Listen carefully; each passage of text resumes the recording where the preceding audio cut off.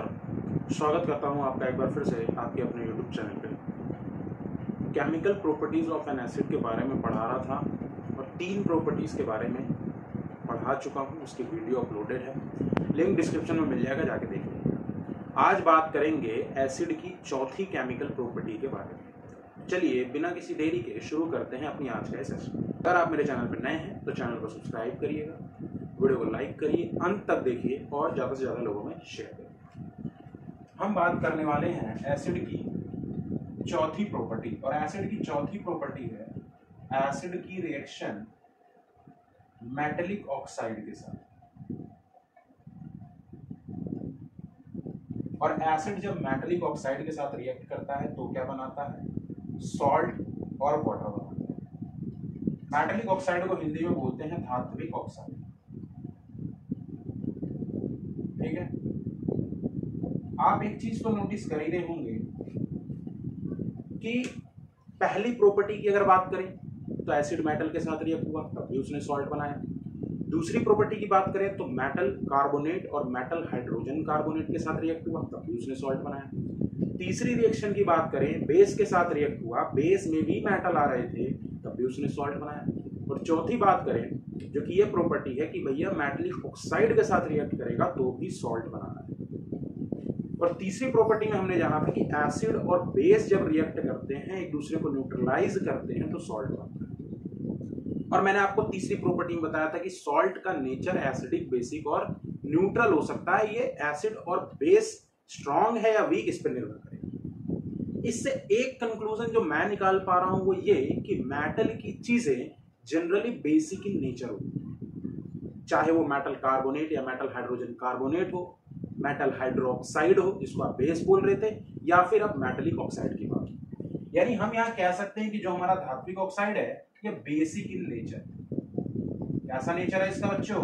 Basic nature है, क्योंकि basic nature है इसीलिए वो एसिड के साथ रिएक्ट करके सॉल्ट यानी कि लवण और वाटर जल दे रहा है। समझ में आ रहा है कि नहीं? जैसे मान लीजिए मैंने एक रिएक्शन करा दी हाइड्रोक्लोरिक एसिड की और इसकी रिएक्शन कराई कॉपर ऑक्साइड के साथ। ये क्या है? ये कॉपर ऑक्साइड है। कॉपर ऑक्साइड जो कि एक मेटेलिक ऑक्साइड है, नेचर कैसा होगा? बेसिक। और ये एक एसिड है। तो जब ये रिएक्शन होगी तो हमारा जो सॉल्ट बनेगा वो CuCl2 बनेगा और प्लस वाटर बनेगा। आपको समझ आ रहा है मैं क्या कहूं? एसिड ने मेटेलिक ऑक्साइड के साथ रिएक्शन करी तो कॉपर क्लोराइड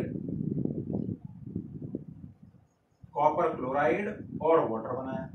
हम कह सकते हैं कि ये जो कॉपर ऑक्साइड है इसका नेचर कैसा है? इसका नेचर बेसिक है। आप कोई भी मेटेलिक ऑक्साइड लेके किसी भी एसिड के साथ रिएक्शन करा सकते हैं, आपको सॉल्ट और वाटर। और अगर ऑब्जर्वेशंस देखें इस रिएक्शन से, तो इस रिएक्शन से हम ये कंक्लूड कर सकते हैं, आपसे पूछा जा सकता है कि बताइए जो कॉपर क्लोराइड है इसका कलर क्या है? तो कॉपर क्लोराइड का कलर होगा आपका ब्लू ग्रीन। कैसा सॉल्यूशन है ये? ये एक ब्लू ग्रीन सॉल्यूशन है, क्योंकि कॉपर डिसॉल्व हो गया है सॉल्ट एसिड के अंदर और उसने कॉपर क्लोराइड बनाया है। एक और रिएक्शन है जो हम देख सकते हैं, जैसे मान लीजिए सल्फ्यूरिक एसिड की रिएक्शन हमने कॉपर ऑक्साइड के साथ करा।